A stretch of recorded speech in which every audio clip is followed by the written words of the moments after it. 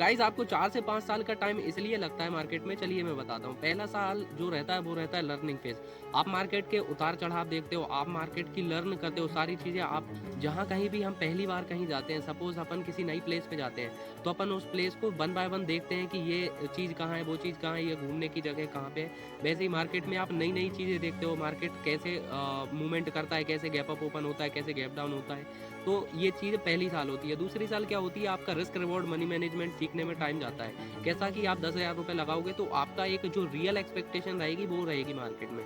और तीसरा साल रहता है आपकी स्ट्रैटेजी डेवलप होने में टाइम लगता है। सपोज़ मैं मार्केट में काम करूँगा तो मेरा ये रहेगा कि मेरी पर्टिकुलर जो स्ट्रैटेजी से मैं काम करूँगा, उसी स्ट्रैटेजी को 1000 बार ट्राई करके उसको बहुत ज़्यादा पावरफुल बनाऊँगा और उसमें एक्यूरेसी हासिल करूँगा और उसमें अपना रिस्क रिवॉर्ड मनी मैनेजमेंट को फॉलो करते हुए इसमें प्रॉफिट बनाने की कोशिश करूँगा।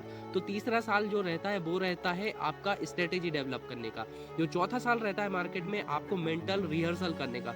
सपोज़ मेरी स्ट्रैटेजी बन गई है लेकिन मैं मार्केट में एक प्रिपेयर नहीं हूँ अच्छे तरीके से, तो मेरी स्ट्रैटेजी किसी काम की नहीं है, लेकिन मेरे को मार्केट में 3 से 4 साल का टाइम हो गया है, तो मेरी एक स्ट्रैटेजी डेवलप हो गई है, मैंने रिस्क रिवॉर्ड मनी मैनेजमेंट सीख लिया है, मैंने लर्न कर ली है सारी चीज़ें, तो फिर उसके बाद आता है मेंटल गेम।